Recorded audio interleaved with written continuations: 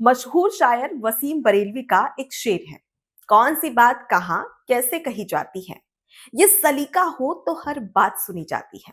मतलब साफ है कि अगर किसी बात को कैसे कब और कहां पर कहना है, इस बात का तरीका आपको पता हो तो आपकी हर एक बात को लोग गौर से सुनेंगे।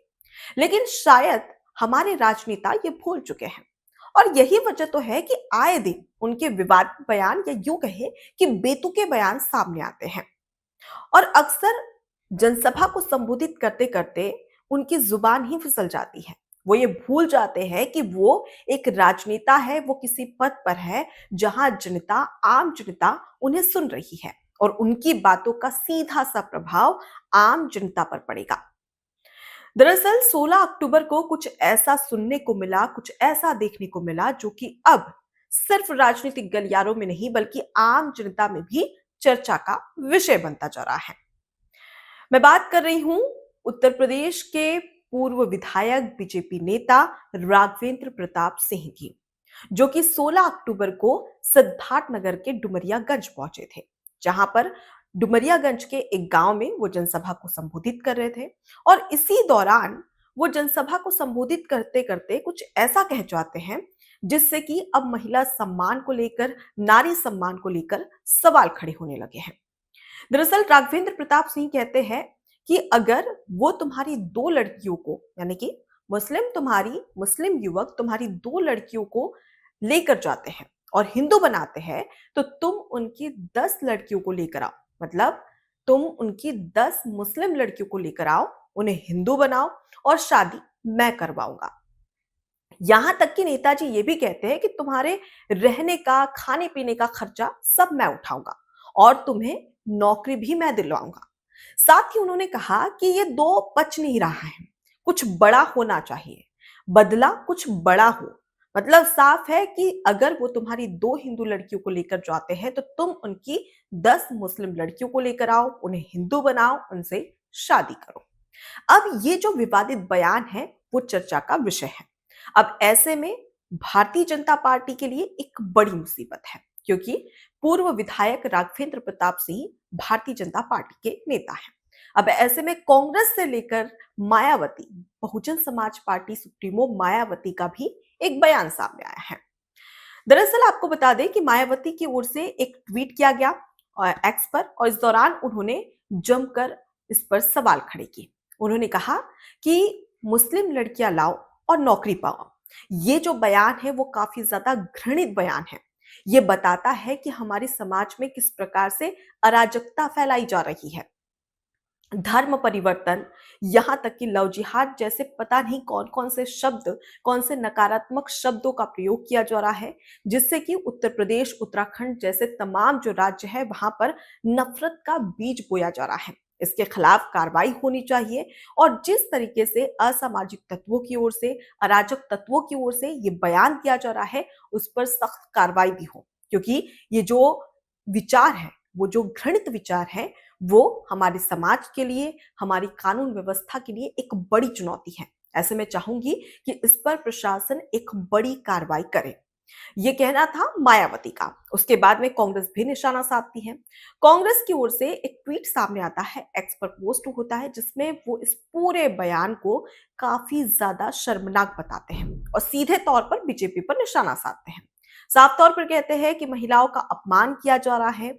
यहां तक कि जो बीजेपी नारी सम्मान की बात करती है, वो उन्हीं के नेता अब यहां पर महिलाओं के अपमान में बोल रहे हैं।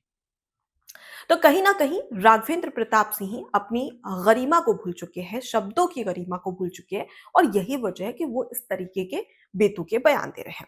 हालांकि आपको बता दें कि भारतीय जनता पार्टी की ओर से कोई भी आधिकारिक बयान फिलहाल जारी नहीं किया गया है, लेकिन अगर हम एक नेता की बात करें, राघवेंद्र प्रताप सिंह की बात करें, तो उनकी सोच से साफ तौर पर पता चलता है कि वो महिलाओं की सम्मान किस तरीके से करते हैं। क्योंकि एक और अगर बात करें तो नारी सम्मान की बात की जाती है, महिला सम्मान की बात की जाती है, लेकिन वहीं दूसरी ओर महिलाओं का अपमान किया जा रहा है। क्या मुस्लिम महिलाएं हमारे भारत देश की महिलाएं नहीं हैं जिनके खिलाफ इस तरीके के शब्दों का प्रयोग किया जा रहा है, वो भी एक राजनेता की ओर से? निश्चित तौर पर इस पर बीजेपी कार्रवाई करेगी, एक्शन लेगी ये साफ पता है, क्योंकि बीजेपी महिला सम्मान के लिए बात करती है। लेकिन सबसे बड़ी बात कि कब इस राजनेता पर कार्रवाई होगी। अब सबसे पहले आपको ये भी बता दें कि कौन है राघवेंद्र प्रताप सिंह। 2012 में पहली बार इन्होंने चुनाव लड़ा, सिद्धार्थनगर के डुमरियागंज सीट से चुनाव हार गए, यहां तक कि चौथे स्थान पर आए। उसके बाद में 2012 में एक बार फिर से बीजेपी के टिकट पर इन्होंने चुनाव लड़ा और महज 171 वोटों के कम अंतर से ये जीत गए। बड़ी जीत तो इसे नहीं कहा जा सकता, लेकिन इन्होंने जीत हासिल की और विधायक बन गए। उसके बाद 2022 में उत्तर प्रदेश में विधानसभा चुनाव हुआ। इन्हें एक बार फिर से प्रत्याशी बनाया गया, लेकिन ये एक बार फिर से वहां पर चुनाव हार गए। समाजवादी पार्टी के प्रत्याशी ने इन्हें करारी शिकस्त दी। और आपको ये भी बता दें कि राघवेंद्र प्रताप सिंह पहली बार इस तरीके के बेतुके बयान नहीं दे रहे हैं। कई बार वो अपनी ही पार्टी के नेताओं पर निशाना साध चुके हैं।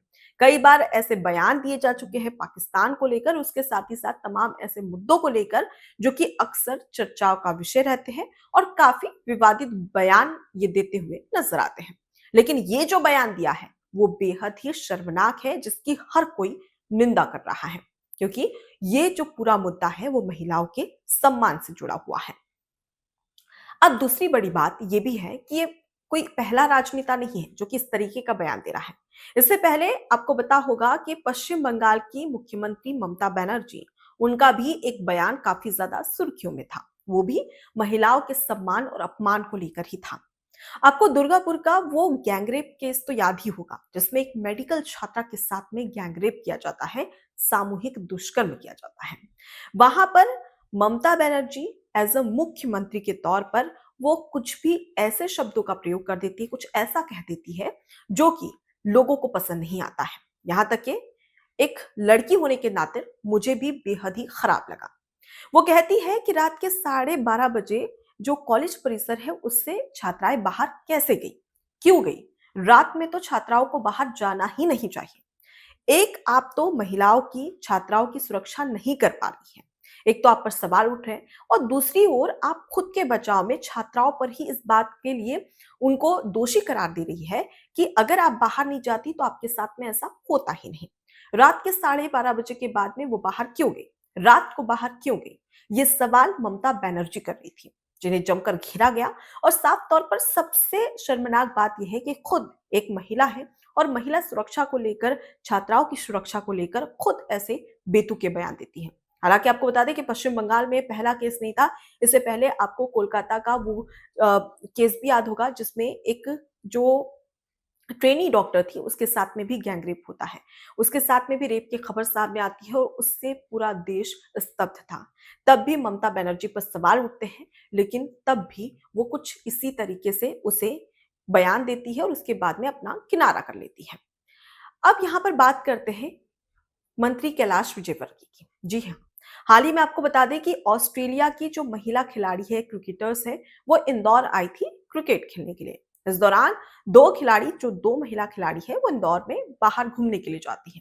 इसी दौरान एक आरोपी है अकील खान, वो उन महिला क्रिकेटर्स के साथ में छेड़खानी करता है, छेड़छाड़ करता है, जिसकी शिकायत महिला क्रिकेटर्स पुलिस से करती है।